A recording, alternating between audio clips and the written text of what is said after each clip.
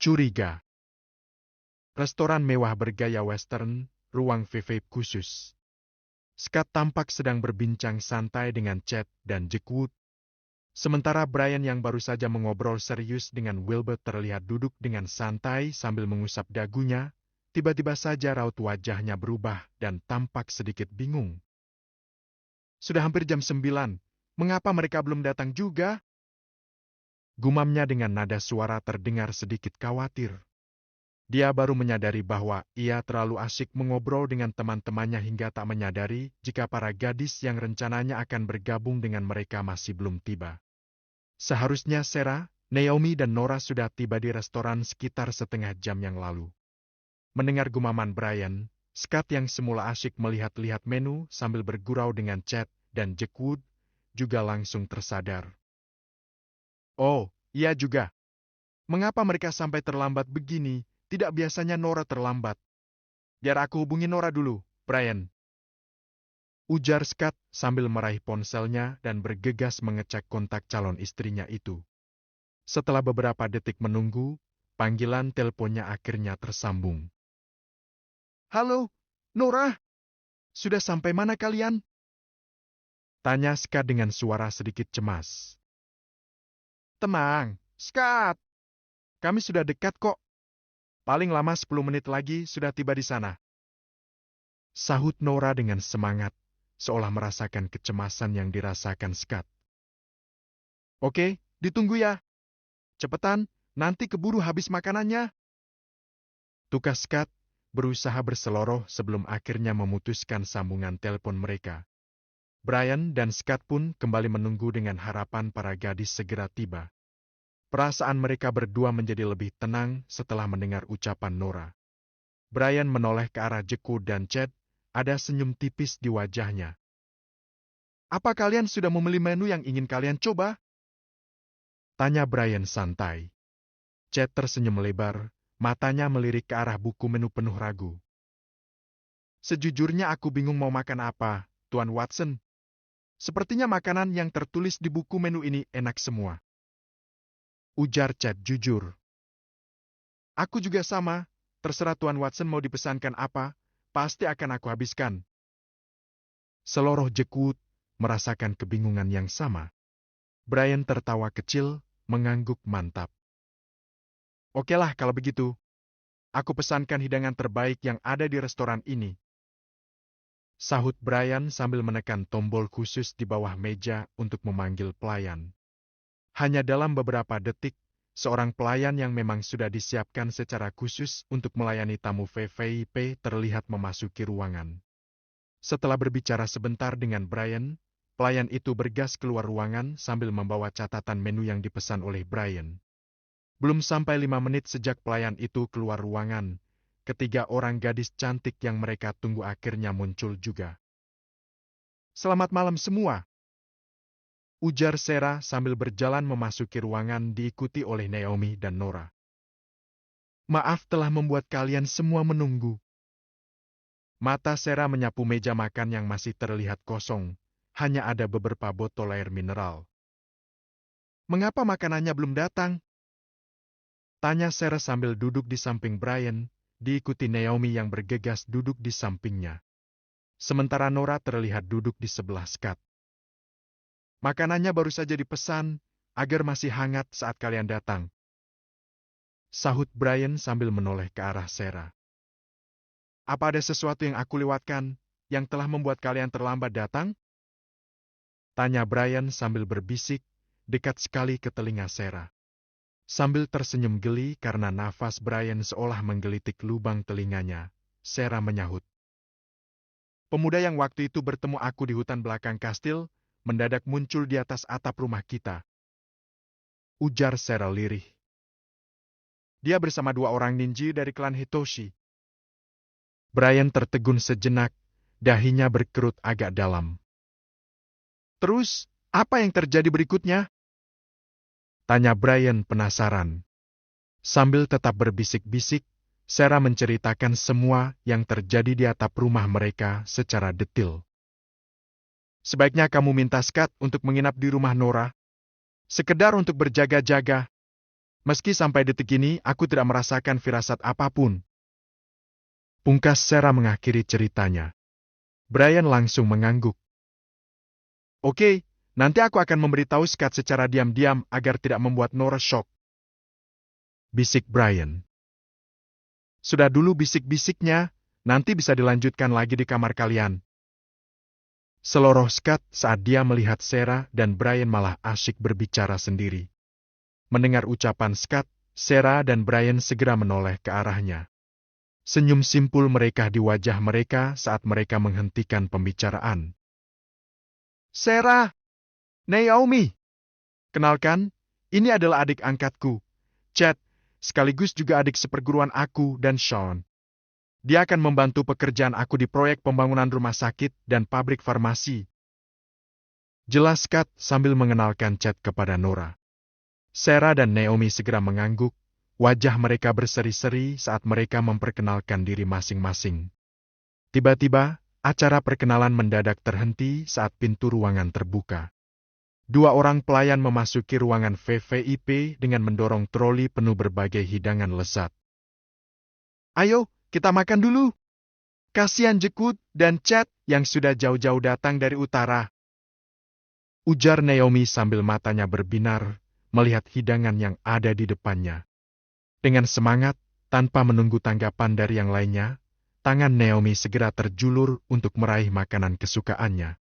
Nora tersenyum geli melihat ulah Naomi yang tanpa sungkan itu. Dasar tukang makan. Bukannya mempersilahkan tamunya untuk mengambil makanan lebih dulu, malah main comot saja. Ledek Nora. Naomi memandang ke arah Nora dengan tatapan tanpa dosa. Mana ada tamu di sini, Nora? Chad adik angkat Scott. Wilbert dan Jekut sahabat kakakku. Terus yang mana yang harus aku tawari untuk mengambil makanan lebih dulu? Sahut Naomi seenaknya. Senyum di wajah Nora malah semakin lebar gara-gara ucapan asal-asalan dari Naomi tersebut. Hei, hei, hei, kamu memang paling pinter ngeles, Naomi. Sahut Nora sambil terkekeh. Dalam hati dia setuju dengan ucapan Naomi. Mereka yang ada di ruangan ini adalah teman, sahabat, saudara sekaligus juga rekan kerja. Entah siapa yang memberi komando, mereka pun segera mengambil hidangan yang menarik minat mereka. Sambil menikmati makan malam yang sudah agak terlambat, mereka juga berbincang santai. Di tengah suasana obrolan yang begitu riuh dan akrab yang tentu saja didominasi oleh suara Naomi yang memang sangat supel dan pandai menghidupkan suasana, tiba-tiba saja ponsel Brian bergetar karena ada notifikasi pesan masuk. Dirty. Brian meletakkan pisau makannya dan segera meraih ponselnya dari atas meja. Tanpa membuang waktu, dia segera membuka pesan itu setelah melihat nama si pengirim yang muncul pada layar ponselnya. Tuan muda, lokasi persembunyian sudah berhasil ditemukan. Ternyata dia memang ada di kota ini. Apakah harus aku amankan malam ini juga? Brian tersenyum puas setelah membaca pesan yang baru saja dikirimkan oleh Charles tersebut. Tidak sia-sia Charles mendidik para pengawal Dragon Corp dengan begitu keras. Hanya dalam waktu yang begitu singkat, mereka telah bisa menyelesaikan tugas. Bahkan hanya dengan petunjuk yang sangat minim. Gumam Brian dalam hati. Dengan cekatan jari tangan Brian mengetikkan pesan balasan pada ponselnya dan begitu selesai langsung mengirimkan pesan tersebut kepada Charles. Dipantau saja dulu, Charles. Aku ingin tahu siapa yang berada di belakang mereka hingga tiba-tiba saja mereka memiliki nyali begitu besar untuk mengacau proyek kita yang di wilayah utara. Tidak sampai 1 menit sejak pesan terkirim, Brian sudah mendapat balasan dari Charles. Oke, Tuan muda. Brian meletakkan kembali ponselnya ke atas meja dan kemudian mengangkat kepalanya, memandang ke arah Chad. Chad, kamu dan Jekut menginap di mana malam ini? Tanya Brian.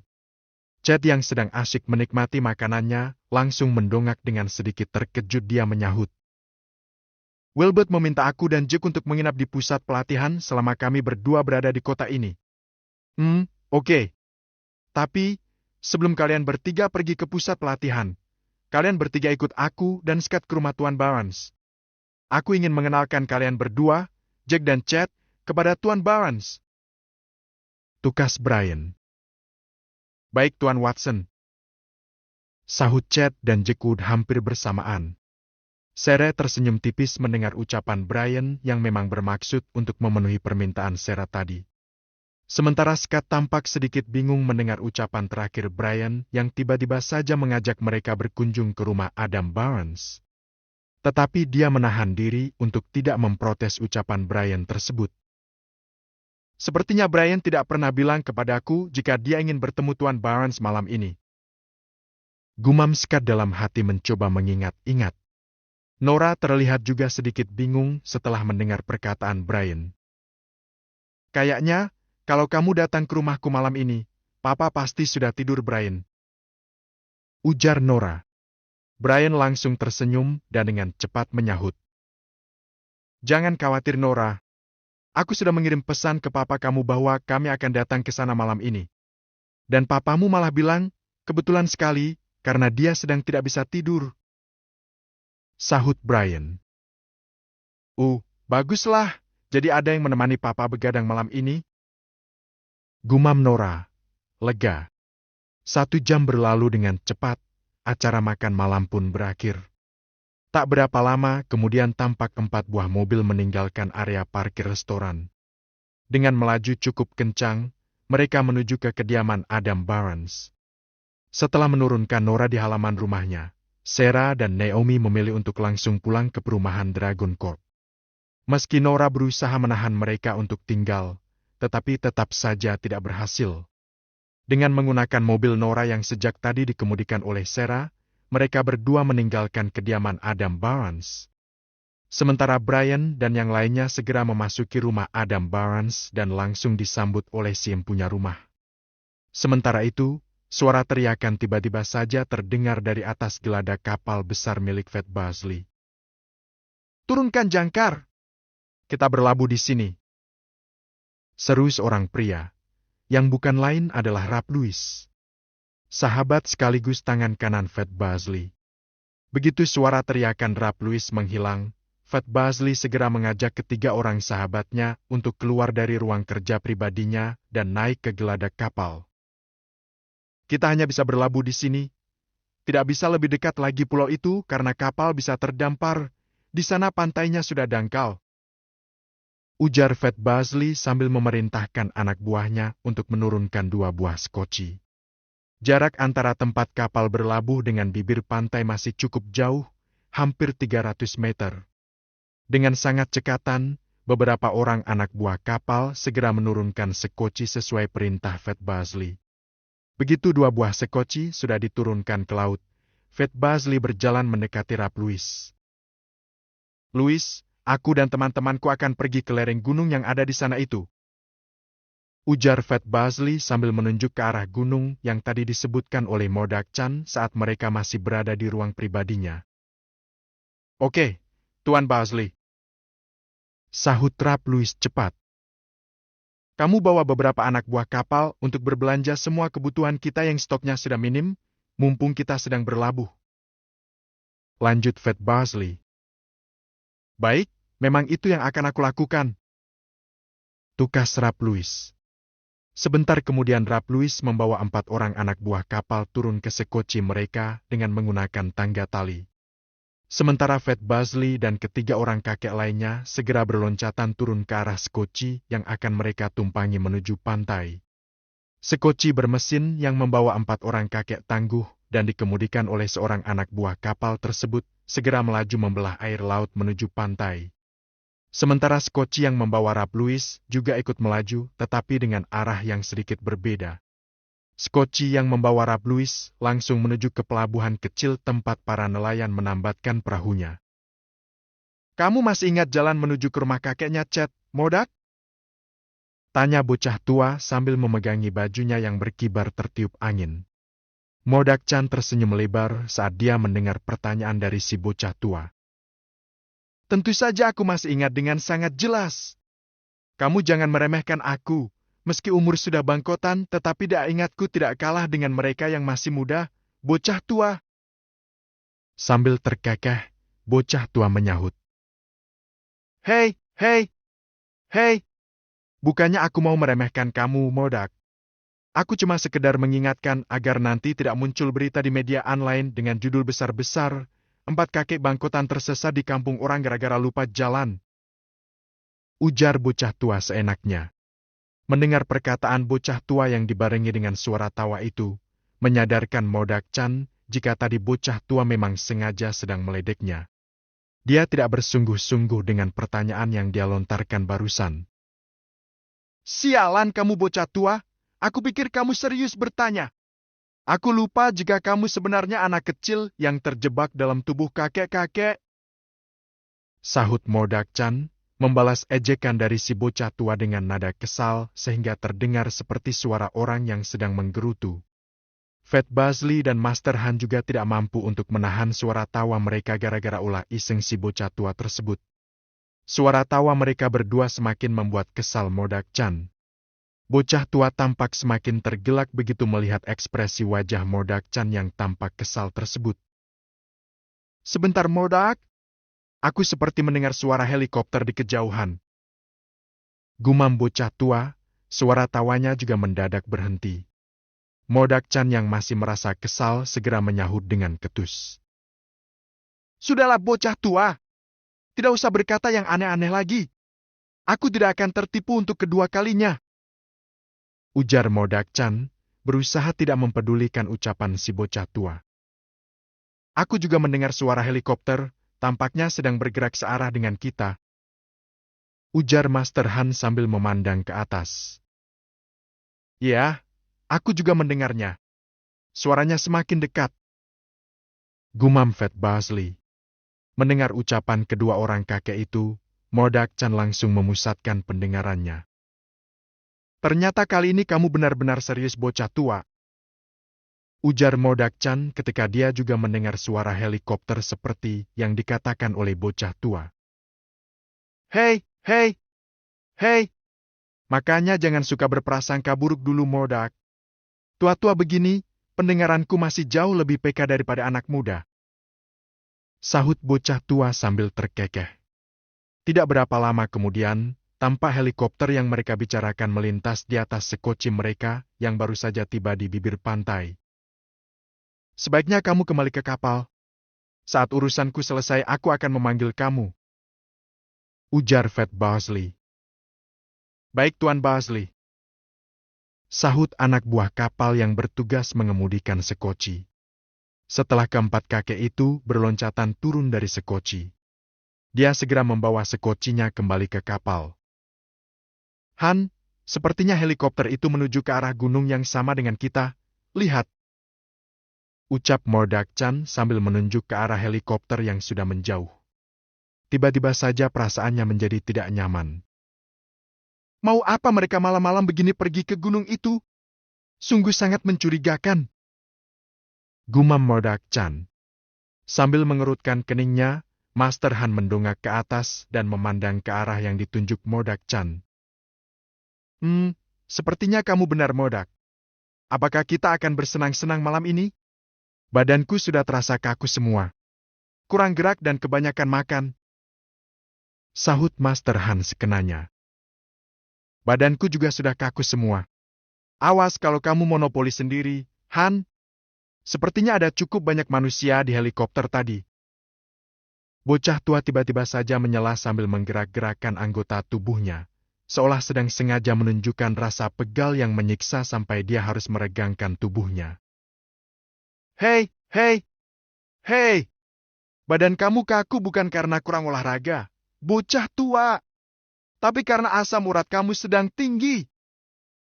Fat Basli mengejek sambil tertawa terbahak-bahak.